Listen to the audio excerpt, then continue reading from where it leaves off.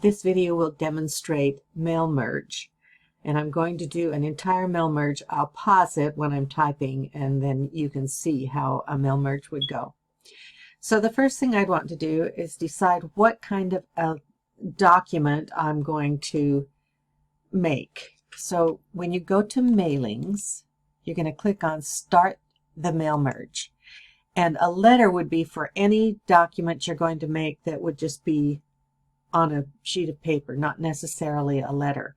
In a law firm I worked in, we did a contract with a company that had 15 subsidiaries, and each one had their own little quirks. And so we used letter mail merge to make contracts with the different things in them. So I'm just going to click on letters. And then you want to select recipients. And you see this just takes you right along and shows you what to do. We're going to select recipients, and we're going to type a new list. Now, if you have one existing, you can click on Use an Existing List. And what happens when you click on that, it opens up your data source files.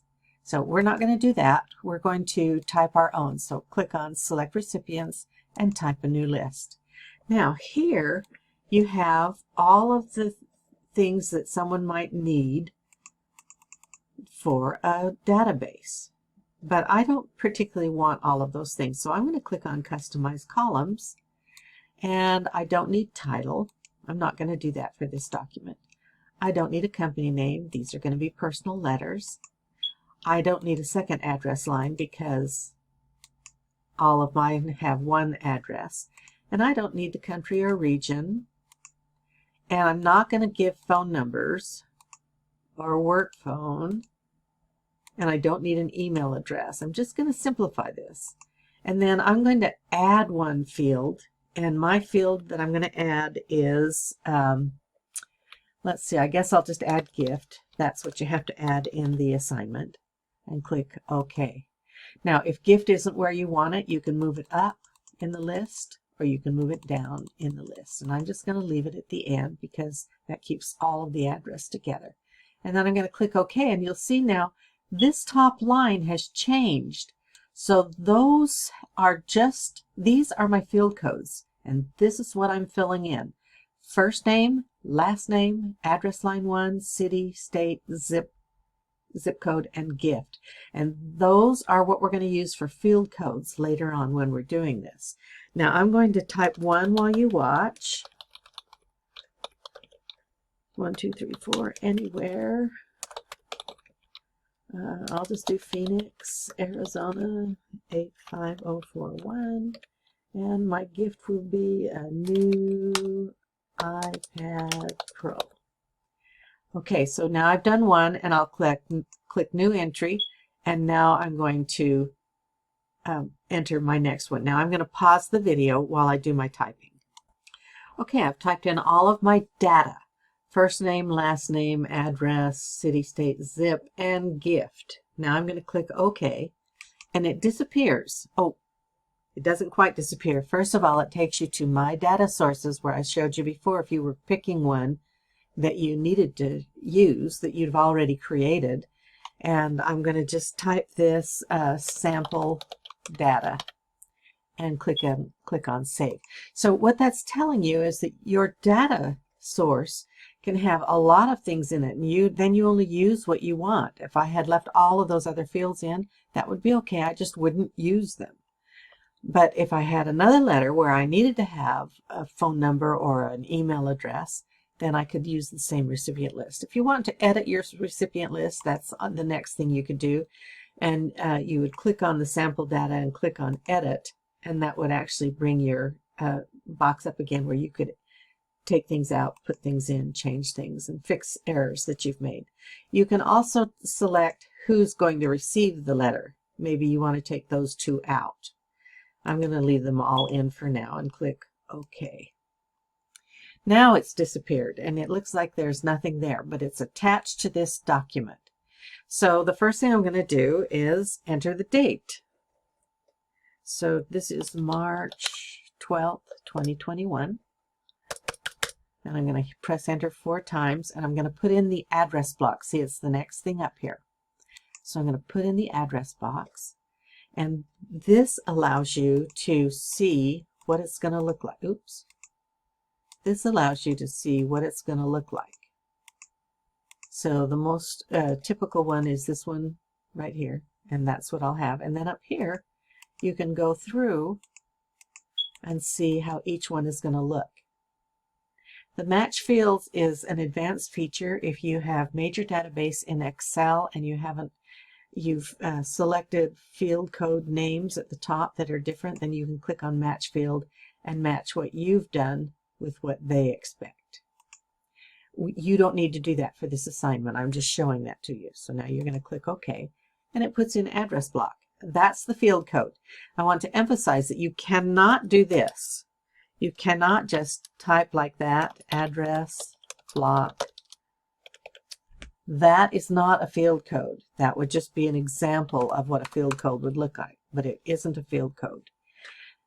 Then you want to put in the next thing, which is the greeting line. And here it shows what it's going to say. You can say dear or to or none. And then you can pick how you want the name to show up. So I think I'll do just a first name, Joshua. And greeting line for invalid recipient names. So if it doesn't have something, it'll do that. Also, you can change this to a colon instead of a comma. And here's your preview. Again, you can just click through and see the preview. And you have your match field again in case it's not working right. Then you click OK, and there's your greeting line as a field code. Okay, so now I'm going to type my letter, and I'm going to pause the video.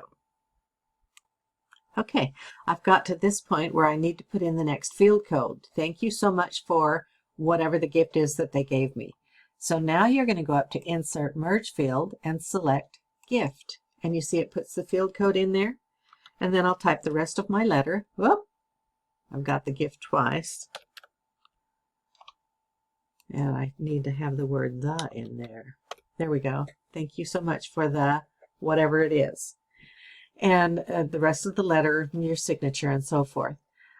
Also, since this is a personal letter from you, you probably should have a letterhead at the top. I would really recommend that you do that. So I'm going to do that.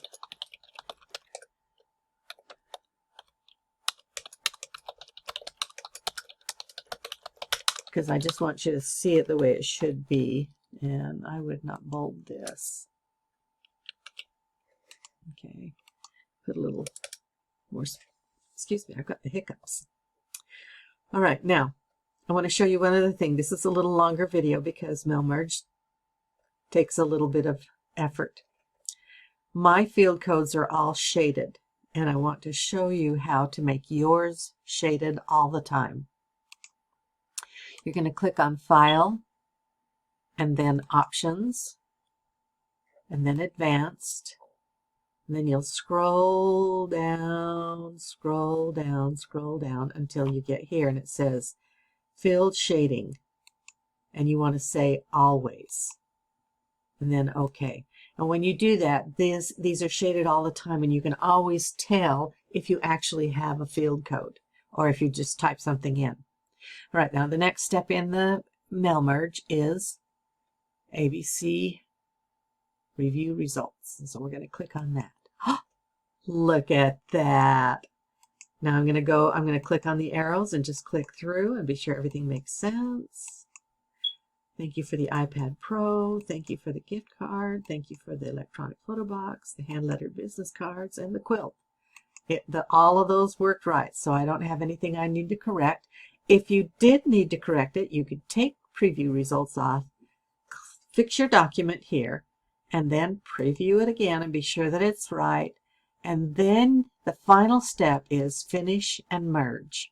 And what you want to do is edit individual documents. Now you can send it directly to the printer, but if you're doing something that has 500 letters and you're just going to send that right to the printer, you're not going to catch any errors. So you want to edit individual documents and say all and click OK. And now I have 5 documents. One to Sandy Granberry, thanking for the iPad Pro.